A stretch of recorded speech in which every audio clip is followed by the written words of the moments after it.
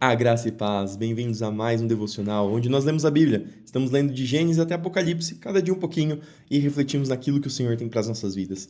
Vamos começar com uma oração? Senhor, obrigado por mais esse dia, obrigado por mais essa oportunidade de ler a Tua Palavra. Que o Senhor fale em nossos corações, que seja o Senhor nos guiando e conduzindo através dessa leitura. Isso que eu te peço e agradeço em nome de Jesus. Amém. E sem mais delongas, vamos para a nossa leitura de hoje, que começa lá em Josué 19 até o 20, versículo 9. Nós continuamos vendo a divisão de terra entre os israelitas. Lembrando que eles entraram na terra prometida e nem todos os lugares tinham sido conquistados ainda. Então eles estavam, durante o processo de permanência na terra, conquistando as terras ao redor. E diz o seguinte: a segunda porção de terra foi entregue por sorteio aos clãs da tribo de Simeão. Sua herança ficava dentro do território de Judá. A herança de Simeão incluía Berseba, Seba, Moladá, Azar, Sual, Balá, Azem, Eutolade, Betul, Ormá, Ziclag, Bet-Marcabote, Azar, Susa, Bet-Lebaote e Saruém. 13 cidades com os povoados ao redor. Também incluíam Aim, Rimon, Eter e Azã. 4 cidades com os povoados ao redor. E também os povoados vizinhos até Baalat Beer, também conhecida como Ramá do Negueb. Essa foi a herança designada aos clãs da tribo de Simeão. Sua porção de terra foi tirada de uma parte da herança de Judá, pois o território de Judá era grande demais para eles. Assim, a tribo de Simeão recebeu sua herança dentro do território de Judá. A terceira porção de terra foi entregue por sorteio aos clãs da tribo de Zebulon. A divisa de herança de Zebulon chegava até Saride. Dali prosseguia para o oeste, passando por Maralá, chegando a Dabesete e seguindo para o ribeiro junto a Joquineão. Na direção oposta, a divisa se estendia para o leste desde Saride até o limite de Quislote-Tabor, e dali para Daberate, subindo até Jafia. Depois continuava para o leste até Gat-Efer, Et-Cazim e Rimon, e fazia uma curva na direção de Neá. A divisa norte de Zebulon passava por Anatom e terminava no vale de Iftael. Além das cidades mencionadas, ali estavam Catate, Naalau, Sinron, Idala e Belém, 12 cidades com os povoados ao redor. A herança designada aos clãs da tribo de Zebulon incluía essas cidades com os povoados ao redor. A quarta porção de terra foi entregue por sorteio aos clãs da tribo de Issacar.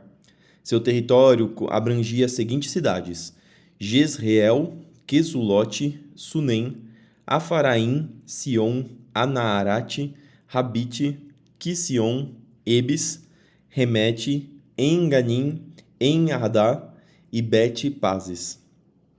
A divisa também chegava a Tabor, Saazima e Bet-Semes, e terminava no Jordão, 16 cidades com os povoados ao redor. Só um parênteses aqui, eu estou pronunciando todos os nomes dessas cidades, mas eu não sei exatamente se são exatamente essa pronúncia das cidades.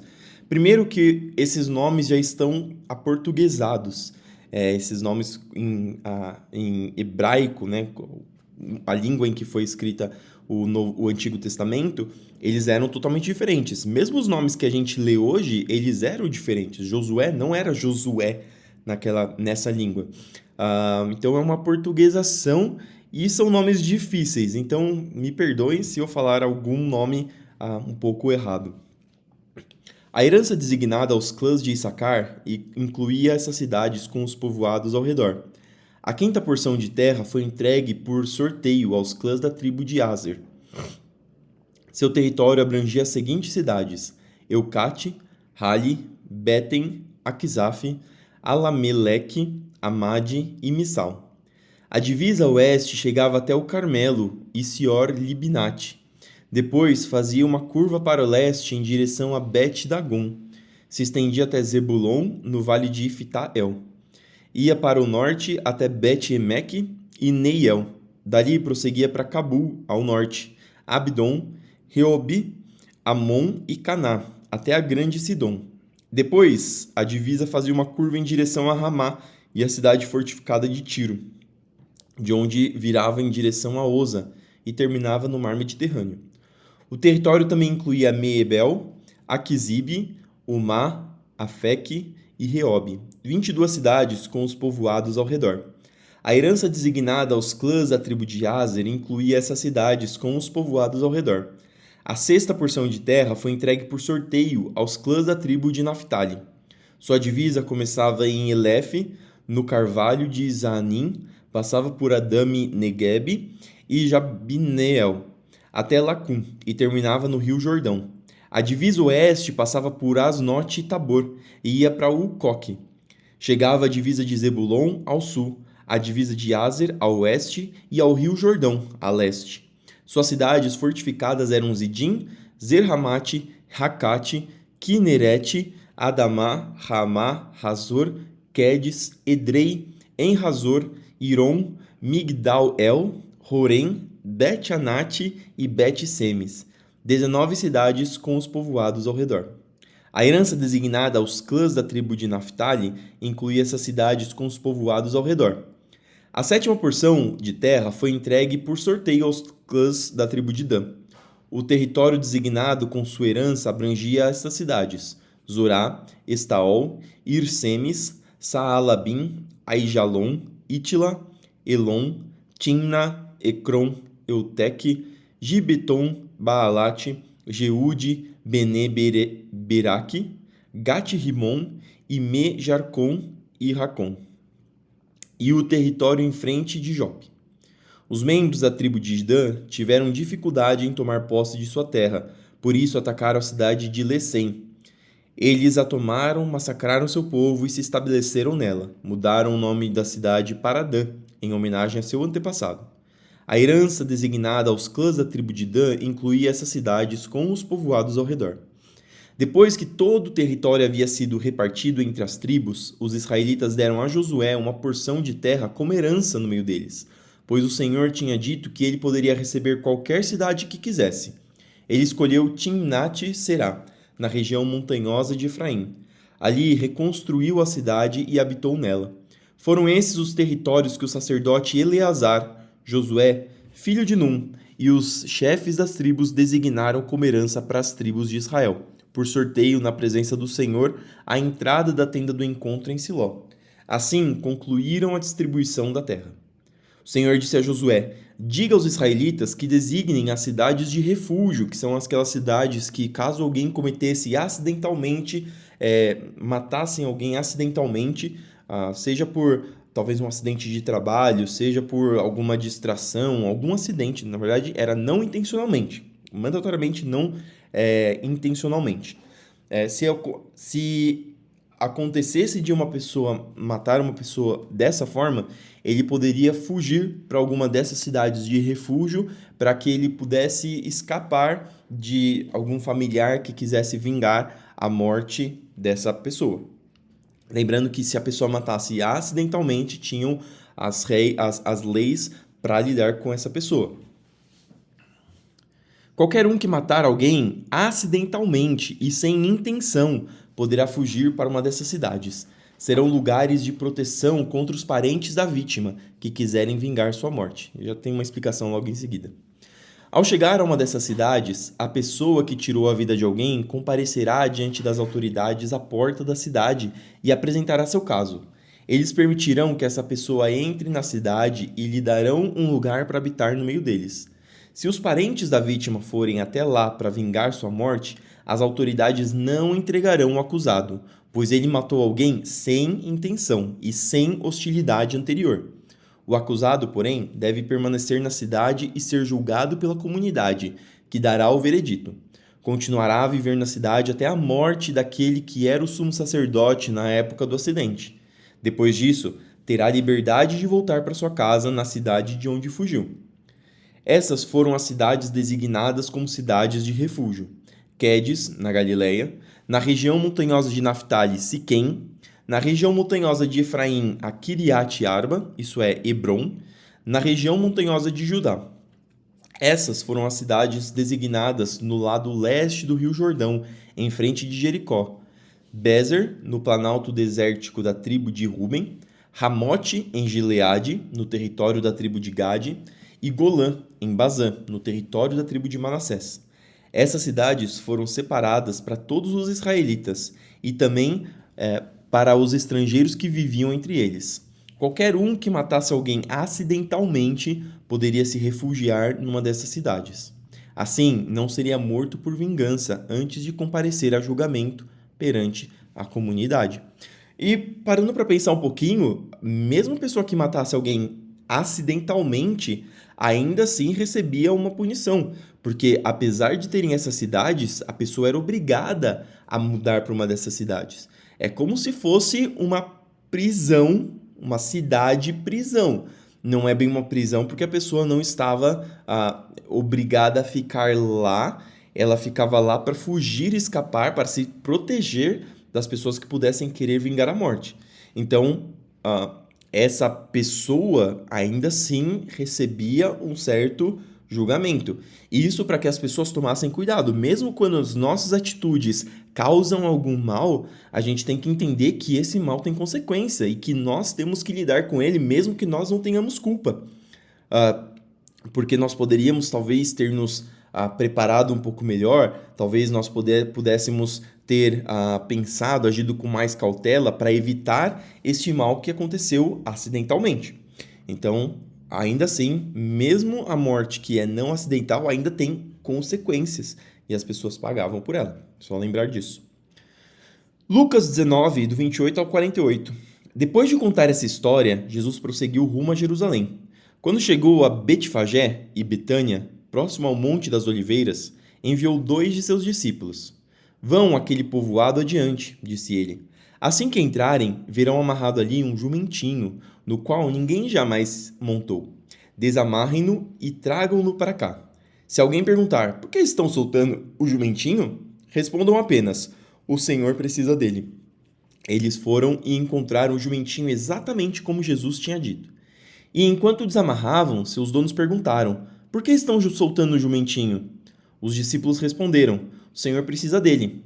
Então trouxeram o jumentinho e lançaram seus mantos sobre o animal, para que Jesus montasse nele. Olha que interessante, Lucas é um dos escritores de evangelho que é mais detalhista. Então, lá no começo, quando a gente começou a ler Lucas, eu comentei que ele era médico e por conta disso ele dava um pouco mais de descrição. Nenhum dos outros evangelhos que nós lemos, Mateus e Marcos, essa história do jumentinho, ela é descrita dessa maneira. Elas são descritas, com certeza, mas não dessa maneira. Só para a gente ter uma ideia de que eles são um pouco diferentes e servem a propósitos diferentes. Inclusive, isso é um dos pontos, a gente já comentou aqui, já é um dos pontos que trazem a confiabilidade nos evangelhos, porque eles não são cópias de um mesmo termo, de um mesmo texto.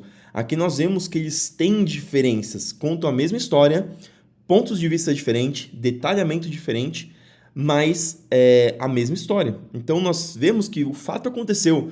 Jesus pediu para os discípulos irem até a cidade e pegar um jumentinho, existiu o jumentinho, eles prepararam o jumentinho para Jesus montar.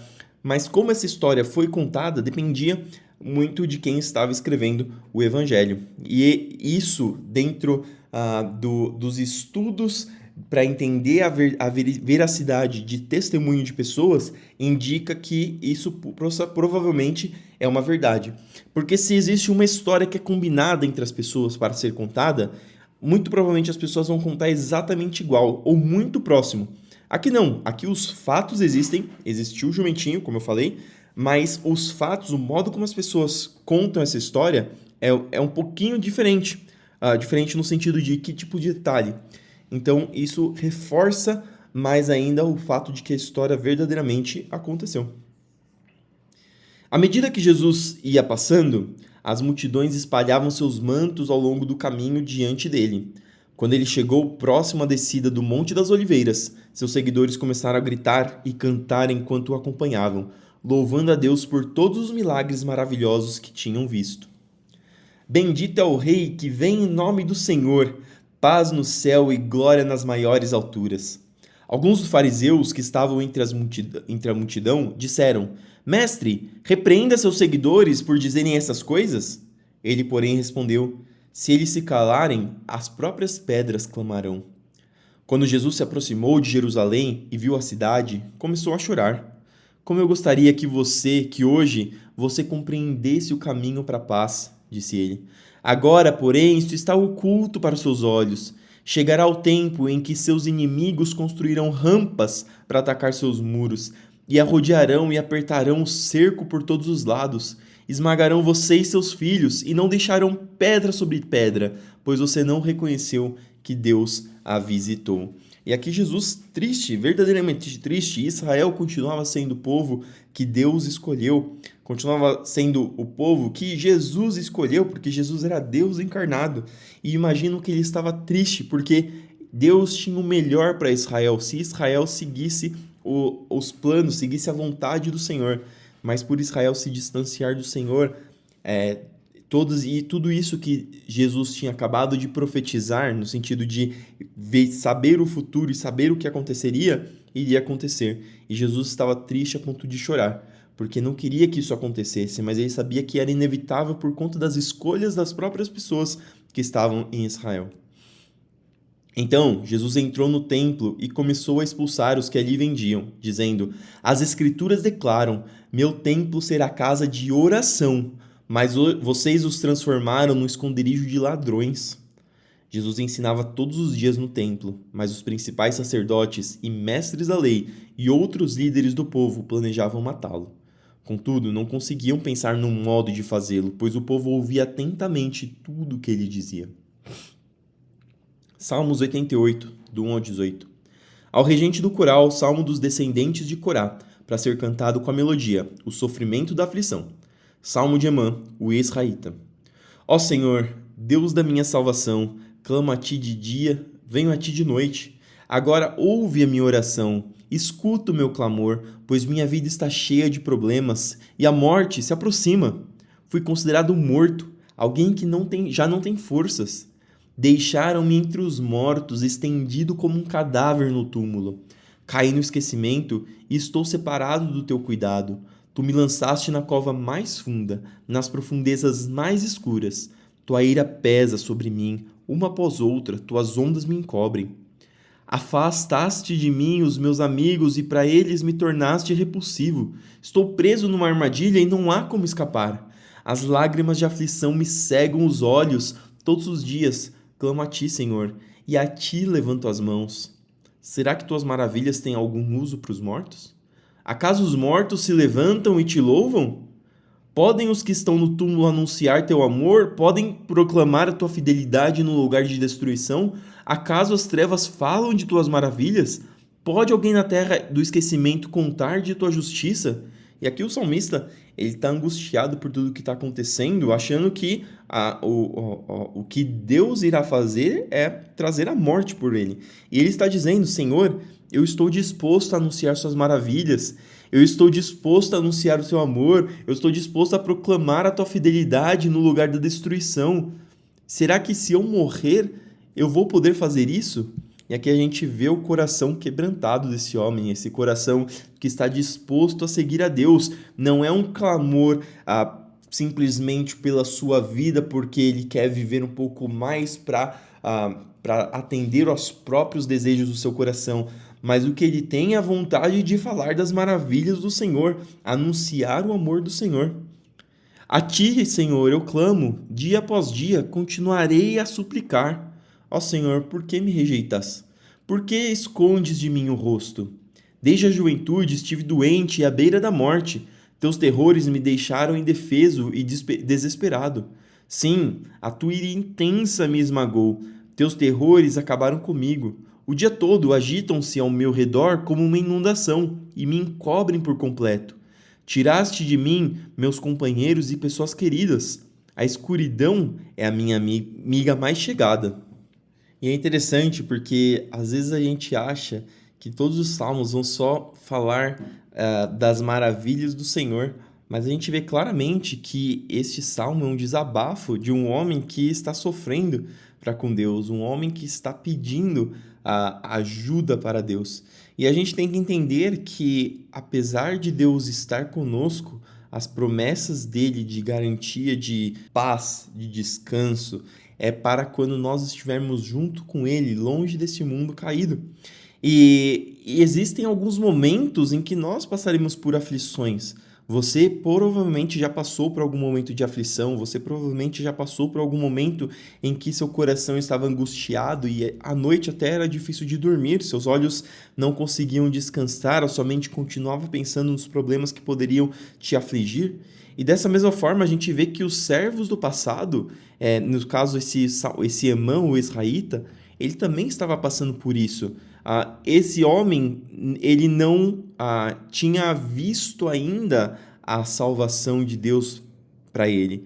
E em alguns momentos nós estaremos como o Emã, como alguém que espera o agir de Deus, como alguém que espera Deus vir ao nosso refúgio. E eu sei que não faz parte da leitura de hoje, mas alguns salmos mais para frente, porque o Salmo 89 e o Salmo 90, eles falam também de homens que estavam passando por dificuldades e pedindo ajuda para Deus. Mas lá no Salmo 91, ele já diz aqui, ó, aquele que habita no abrigo do Altíssimo encontrará descanso à sombra do Todo-Poderoso. Aí o verso 3, pois ele o livrará das armadilhas da vida e o protegerá de doenças mortais. Ele o cobrirá com suas penas e o abrigará sobre as suas asas, e a sua fidelidade é armadura e proteção. Então, em todos os momentos, apesar desses salmistas estarem passando por angústias, eles tinham fé, tinham convicção de que o Senhor entraria com providência. Quando aqui no Salmo 89, o final dele, apesar de ele dizer sobre várias dificuldades, no final, o verso 52, ele diz: louvado seja o Senhor para sempre. Amém, amém. O verso logo anterior, o 51, diz: teus inimigos, Senhor, têm zombado de mim, zombam do teu ungido para onde ele vai. Ou seja, ele ainda não recebeu a vitória, não experimentou a vitória definitiva que o Senhor tem para as nossas vidas, mas ele ainda sabia que ele deveria louvar o Senhor para sempre. E aí já no Salmos 91 diz que aquele que habita no abrigo do Altíssimo encontrará descanso. Encontrará descanso. Não estará constantemente em descanso, mas encontrará descanso, e essa é a nossa esperança, essa é a nossa fé, que mesmo nas aflições desse mundo, mesmo nas dificuldades que pode ser que nós enfrentemos neste mundo, nós encontraremos descanso à sombra do Altíssimo. Então, que esse salmo não nos traga apenas um entristecimento da nossa alma por não ver que o salmista encontrou a salvação, mas que a gente saiba que mesmo os salmistas, mesmo aqueles que vieram antes de nós, também passaram por dificuldades. Isso é o normal das nossas vidas, mas a gente tem uma esperança, a gente tem o Senhor. Provérbios 13, do 12 ao 14, diz assim: a esperança adiada faz o coração ficar doente, mas o sonho realizado é a árvore de vida. Quem despreza o bom conselho se envolve em dificuldades. Quem respeita o mandamento será bem-sucedido. A instrução do sábio é fonte de vida. Quem aceita escapa das armadilhas da morte. E que esses foram os textos que nós tínhamos para hoje, que eles possam entrar no seu coração, que eles possam fazer morada e que você possa continuar meditando nas palavras do Senhor.